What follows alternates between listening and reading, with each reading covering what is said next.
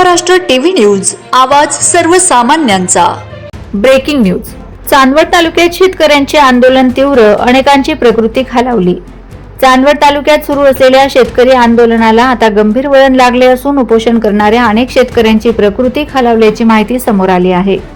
उपोषणादरम्यान काही शेतकऱ्यांचे sugar level कमी झाले तर काहींना भोवळ येऊन रास्ता रोको आंदोलनाच्या वेळी तात्काळ दवाखान्यात हलवावे लागले।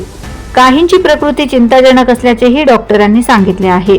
शेतकऱ्यांचा आरोप आहे की सुमारे 1800 कोटी रुपयांचा मोठा आर्थिक झटका बसला असून त्याकडे शासन दुर्लक्ष करत आहे। या पार्श्वभूमीवर त्यांनी उपोषण सुरू केले आहे। जोपर्यंत आमच्या मागण्यांकडे शासन गांभीर्याने लक्ष देत नाही आणि आम्हाला न्याय मिळत नाही तोपर्यंत उपोषण मागे घेतले जाणार नाही असा इशारा उपोषणकर्त्यांनी दिला आहे। दरम्यान परिस्थिती हाताबाहेर जाऊ नये म्हणून प्रशासन सतर्क झाले असून आंदोलक शेतकऱ्यांवर वैद्यकीय पथकांकडून लक्ष ठेवण्यात येत आहे। मात्र शेतकऱ्यांची प्रकृती ढासळत असल्यामुळे शासनाने तातडीने दखल घ्यावी आणि लवकरात लवकर तोडगा काढावा अशी मागणी आंदोलनकर्त्यांकडून करण्यात येत आहे। वंदे महाराष्ट्र टीव्ही मीडिया प्रतिनिधी सध्या निर्भवणे, चांदवड।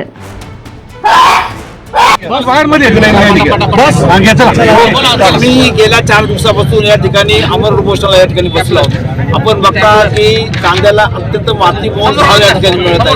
कांद्याचा उत्पादन खर्च प्रति एकरी 1500 रुपये येतो, प्रति क्विंटल 1500 रुपये येतो। या ठिकाणी 700 रुपयाने आमचा कांदा या ठिकाणी खरेदी केला जात आहे आणि म्हणून शेतकऱ्यांना त्या ठिकाणी काही उत्पन्न मिळत नाही।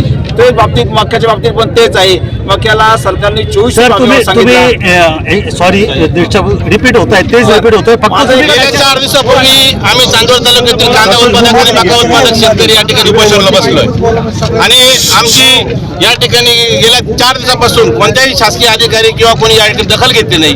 त्यामुळे चांदवड तालुक्यातील सर्व शेतकरी एकत्र येऊन आणि आज त्यांनी हा रस्ता रोको आंदोलन केलंय। आम्ही ज्या वेळेस रस्ता आंदोलनासाठी बसलो त्यावेळी या चांदवड तालुक्यातील अशी म्हणायला लागली की हे जिल्हा परिषद पंचायत समितीच्या निवडणुकीसाठी उपोषणाला बसले, परंतु आम्ही सर्वांनी पक्ष बाजूला ठेवून शेतकरी म्हणून आम्ही सगळे एकत्र झालो आणि आज हा आंदोलन सरकार विचार करेल। तहसीलदार साहेब, तुम्ही आता हजर झालात।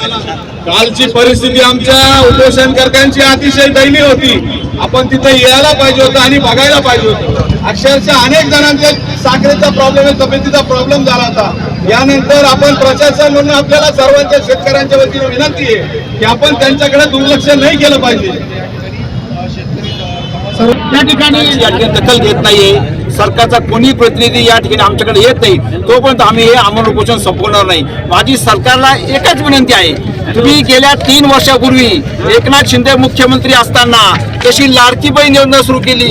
महाराष्ट्रातल्या तमाम लाडक्या बहिणी तुम्ही 1500 रुपये अनुदान दर महिन्याला देतात, मग तुम्हाला शेतकऱ्यांना प्रति क्विंटल 1500 रुपये द्यायला काय हरकत आहे? प्रत्येक निवडणूक आली, निवडणुकीला शेतकऱ्यांचं सरकार, शेतकरी राजा, शेतकरी कृषी सरकार, कृषी प्रधान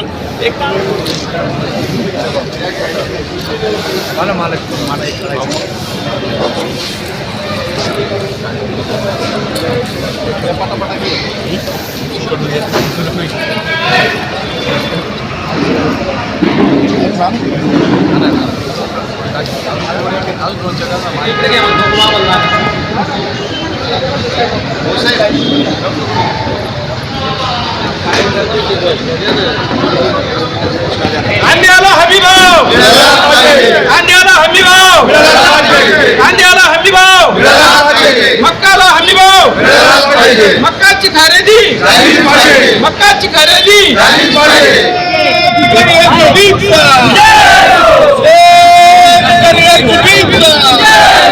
कांद्याला हमी भाव, कांद्याला हमी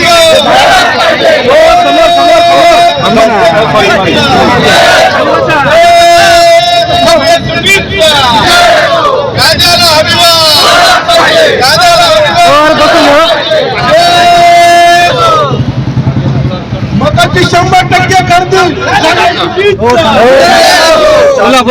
बोला विविध मागण्यांसाठी या ठिकाणी अमर उपोषण करताय। आता रस्ता रोको आंदोलन केलं आहे, काय सांगा? खाली खरं तर गेले 4 दिवसापासून आम्ही या ठिकाणी आमरण उपोषण जवळजवळ 11 शेतकरी आणि काही पक्षाचे प्रमुख या ठिकाणी बसलेलो आहोत। खरं तर उपोषण करण्याची वेळ कशामुळे आली हा महत्त्वाचा प्रश्न आहे।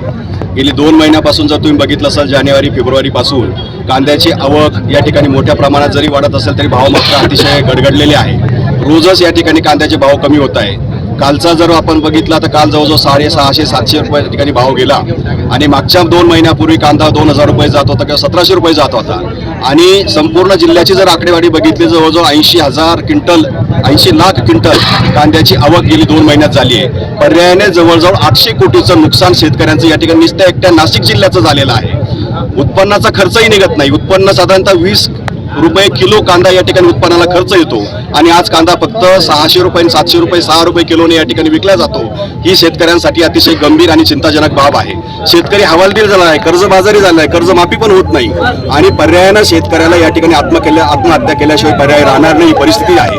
कारण उत्पादन खर्च निघत नाही. त्याने ह्या वर्षी कर्जमाफी झाली नसल्या कारण त्यांना कर्ज पण मिळाले नाही. त्याने बायका मुलांचे डाग त्या ठिकाणी गहाण ठेवले, सावकाराकडनं कर्ज घेतले आणि आपला प्रपंच आपल्या त्या ठिकाणी शेती तयार केली आणि आज भाव मिळत नसल्यामुळे शेतकरी अतिशय हवालदिल झालेला आहे.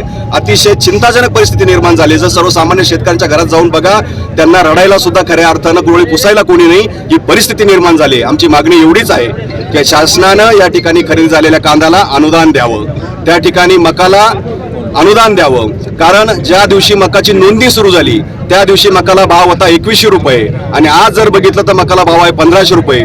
नोंदणी केल्यानंतर सुद्धा शासन त्यांची खरेदी करत नाही. जवळजवळ चांदवड तालुक्यात जर उदाहरण घेतलं तर 2000 शेतकऱ्यांनी त्या ठिकाणी नाव नोंदवलेलं आहे आणि अवघ्या 400 शेतकऱ्यांची खरेदी झालेली आहे. शासनानं 1 महिना जरी मुदतवाढ दिलेली असेल तर 2 महिन्यात 400 शेतकरी झाले तर 1 महिन्यात अजून किती होतील? पर्यायानं 1000-1500 शेतकऱ्यांना त्या ठिकाणी वंचित राहावं लागेल. हे नुकसान त्या ठिकाणी शेतकऱ्यांचं शासनाने केलेलं आहे. त्यांनाही या ठिकाणी अनुदान मिळालं पाहिजे. 1000 रुपये ही आमची मागणी आहे. Thank you. Vande Maharashtra TV news, आवाज सर्वसामान्यांचा. अशाच नवनवीन बातम्या पाहण्यासाठी आमच्या चॅनलला सबस्क्राईब करा, बेल आयकॉनला क्लिक करा.